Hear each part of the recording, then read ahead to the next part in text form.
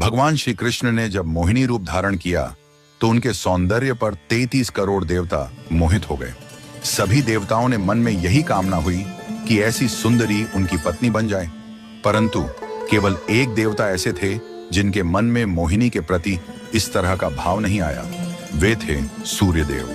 सूर्यदेव ने मोहिनी रूप को देखकर मन ही मन कहा, यदि ये मेरी पुत्री बन जाए तो मेरा जीवन धन्य हो जाए। सूर्यदेव की इस भावना को समझकर भगवान श्री कृष्ण ने उनकी ओर कटाक्ष किया और संकेत किया कि उनकी इच्छा पूर्ण होगी। समय बीतने के बाद सूर्यदेव ब्रजभूमि में वृषभानु महाराज के रूप में अवतरित हुए। वृषभानु जी ने तपस्या की और ब्रह्मा जी से प्रार्थना की कि उन्हें ठाकुर जी की पुत्री के रूप में प्राप्ति हो। ब्रह्मा जी ने उनकी प्रार्थना को श्री हरि तक पहुंचाया। ठाकुर जी ने विचार किया कि वे नंद यशोदा और देवकी वासुदेव के यहाँ पुत्र के रूप में जन्म लेने वाले हैं, लेकिन प्रेम की स्थापना के लिए एक विशेष अवतार लेना होगा। ठाकुर जी ने अपने रूप को दर्पण में देखा और उस दर्पण में उन्हें ऐसा रूप दिखाई दिया जो स्वयं ठाकुर जी को भी मोहित कर गया। यह रूप ठाकुर जी का ही स्त्री रूप था। उन्होंने इस रूप को स्थिर किया और लक्ष्मी जी के वस्त्रों, आभूषणों और श्रृंगार सामग्री का उपयोग करके इस दिव्य स्वरूप को सजाया। जब यह स्वरूप पूर्ण हुआ तो ऐसा प्रतीत हुआ मानो सूर्य और चंद्र का एक साथ मेल हो गया हो। यह दिव्य तेज इतना अद्भुत था कि स्वयं ठाकुर जी भी नेत्र मूंदने को विवश हो गए। जब उन्होंने नेत्र खोले तो उनके सामने श्री राधा रानी का दिव्य स्वरूप प्रकट हुआ।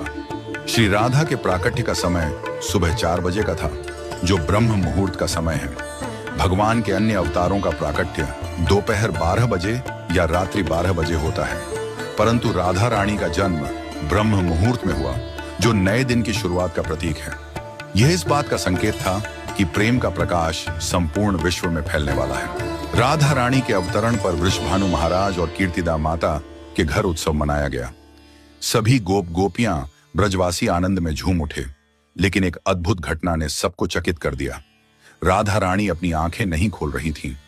वृषभानु महाराज और माता कीर्तिदा इस बात को लेकर चिंतित हो गए। कई साधु संत और विद्वान उनके दर्शन करने आए, लेकिन किसी के भी प्रयास से राधा रानी ने अपनी आंखें नहीं खोली। तभी देवताओं के आग्रह पर नारद मुनि वहां आए। उन्होंने राधा रानी के पास बैठकर उनकी स्तुति की। नारद मुनि ने जैसे ही स्तुति गाई, राधा रानी ने पहली बार अपनी दिव्य नेत्रों से नारद मुनि की ओर देखा। उस समय राधा रानी का स्वरूप ऐसा था मानो मृग नयनी सुंदर बालिका अपने पालने से झांक रही हो। यह दृश्य देखकर नारद जी आनंद से झूम उठे। उन्होंने अपनी वीणा और करताल बजाकर कीर्तन प्रारंभ कर दिया और गाने लगे, जय राधे जय वृंदावन वासिनी।